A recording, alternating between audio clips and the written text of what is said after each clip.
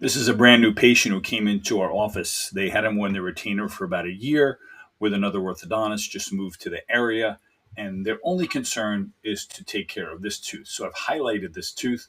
You can see how it's sticking out a little bit. And the ClinCheck came back. I ordered Invisalign Touch Up, which is a product for very minor cases like this.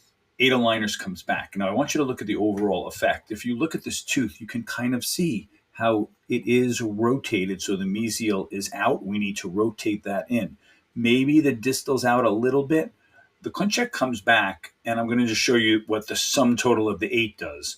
So you see how the tooth is moving in. But if you look, and if you're an orthodontist or general dentist who has some ortho experience, take a look at the facial aspect.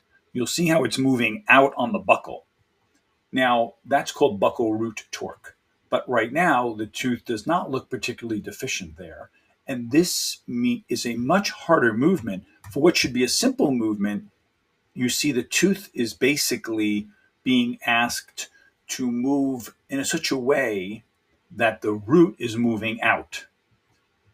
The force is being applied here, but we're asking for the entire root to be moved. What's much easier is a tipping movement or a rotational movement around the axis. So I'm going to show you the difference. I'm going to make this tooth unmovable, then I'm going to make it movable again.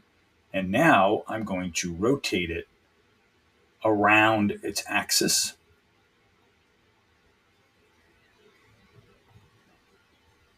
And now it will move without the need for the buccal root torque. You see, when you look here at the facial, you're not seeing any further bulging of the tooth. In fact, to push it even further, to get rid of any torque whatsoever, I'm going to even remove a little of the palatal root torque that is there. And now that is the easiest kind of movement. It's a tipping movement. See it here? And everything is rotating about the root apex below that to move, and the tooth is rotating in, and that will be a much easier way. So when you're doing refinement in cases, these are the things you want to look for. And maybe I will even take this tooth and just make it come in a little bit more. There we go. And then if you notice the IPR is there, you can even ask for that to be removed. And you're really not going to see much of a difference there. Maybe I'll make it 0.1. You can change it to 0.1, which is usually just what a lightning strip would do, as opposed to a disc. All right, that looks great to me.